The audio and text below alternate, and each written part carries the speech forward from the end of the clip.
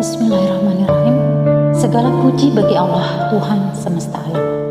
Salawat dan salam tercurah kepada semua Nabi Allah, terkhusus Nabi terakhir kita, Muhammad Sallallahu Alaihi Wasallam. Assalamualaikum warahmatullahi wabarakatuh. Hari ini hari ke-20 Jumadil Awal 1445 Hijriah, dan kita baca Quran Surat Al-Fatihah, Quran Surat Saba sampai dengan Quran Surat As-Saffat. Dan topik kita hari ini adalah, apakah orang tua Nabi Muhammad SAW adalah kafir? Ini perdebatan di kalangan ulama yang ramai saat ini dibicarakan, yang dikarenakan ada hadis yang menyatakan bahwa orang tua Nabi Muhammad SAW masuk neraka. Astagfirullah. Dan Allah berfirman dalam Al-Quran, agama yang diridhoi Allah Subhanahu wa Ta'ala adalah Islam. Lalu, apakah agama Islam adalah agama yang baru yang dibawa Nabi Muhammad SAW? Nabi-nabi sebelum Nabi Muhammad juga membawa agama Islam. Islam artinya berserah diri kepada Allah atau Tuhan yang Maha Esa. Kitab Zabur, Taurat, Injil, dan terakhir Al-Quran adalah kitab-kitab Allah sebagai petunjuk agama Islam. Jadi agama Islam bukanlah agama yang baru yang hanya dibawa oleh Nabi Muhammad SAW. Sebagai contoh adalah beberapa syariat dari agama Islam yang masih dipakai oleh pengikut Nabi Muhammad sampai sekarang adalah perintah kurban yang dibawa oleh Nabi Ibrahim, perintah haji atau tawaf, dan juga perintah puasa. Hanya perintah sholat 5 waktu yang didapat Nabi Muhammad SAW saat peristiwa Isra dan Mi'raj, dan terkhusus untuk pengikut Nabi Muhammad SAW. Ada syariat-syariat yang mansukh yang Allah gantikan dengan yang baru dari nabi-nabi sebelumnya. Contohnya, perintah menghadap kiblat dari Yerusalem ke Mekah. Yerusalem, Masjidil Aqsa ke Mekah. Itu mansukh untuk umat Nabi Muhammad. Maksudnya, perintah menghadap Yerusalem mansukh untuk Nabi Muhammad, tapi tidak untuk pengikut Nabi yang lain. Lalu apakah agama Islam di zaman nabi-nabi sebelum Nabi Muhammad SAW sampai sekarang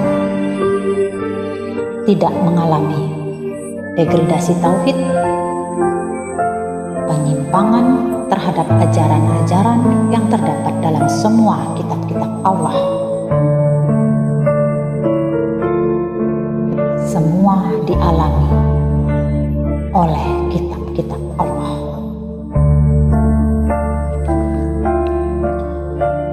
Dari kitab Zabur, Taurat, Injil, dan Al-Quran, semua mengalami upaya-upaya penyimpangan yang dilakukan oleh satu oknum. Siapakah dia? Dia adalah Dajjal laknatullah. Fitnah Dajjal berusaha membuat umat-umat Islam keluar dari ajaran kitab-kitab Allah sesungguhnya. Contoh, ajaran yang dibawa Nabi Musa dilencengkan oleh seseorang dengan membawa keyakinan bahwa sapi adalah Tuhan. Ini adalah syirik. Ajaran Nabi Isa dilencengkan dari ajaran sesungguhnya, yaitu tentang pemahaman Ruhul Kudus. Ruhul Kudus berasal dari Tuhan Bapa. Tetapi kekristenan Barat berkeyakinan lain. Ruhul Kudus berasal dari Tuhan Bapa dan Tuhan Anak. Inilah yang ditafsiri oleh Allah. Al-Quran dijamin kemurniannya oleh Allah sampai akhir zaman. Lalu, apakah Al-Quran bebas dari fitnah Dajjal? Allah Subhanahu wa Ta'ala telah mengingatkan para rasulnya supaya mengingatkan umatnya akan bahaya fitnah Dajjal. Fitnah yang akan melencengkan nilai-nilai tauhid terdapat dalam ajaran agama Islam. Lalu masih adakah umat-umat sebelum Nabi Muhammad yang masih mengikuti ajaran yang benar sampai saat ini? Iya, terlihat saat ini di Palestina jelas umat Nasrani Palestina dan Yahudi Palestina bersama umat Muslim penindasan Israel.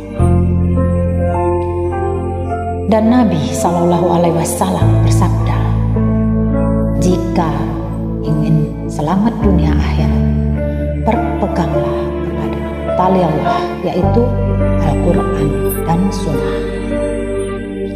Lalu hadis tentang orang tua Nabi Muhammad adalah kafir dan masuk neraka, apakah hal yang benar? Mempelajari hadis harus dirujuk dengan kebenaran Al-Quran. Ajaran Islam sudah ada sebelum Al-Quran diturunkan. Dan Al-Quran diturunkan 600 tahun setelah peristiwa penyaliban. Dan Allah tidak mungkin menitipkan seorang calon Rasulullah kepada seseorang yang kafir. Begitu juga dengan fitnah yang dilontarkan pada Ummul Mukminin Khadijah radhiyallahu anhu adalah seorang kafir. Na'udzubillah min dzalik. Beliau adalah Nasrani sejati. Wallahu a'lam bishawab.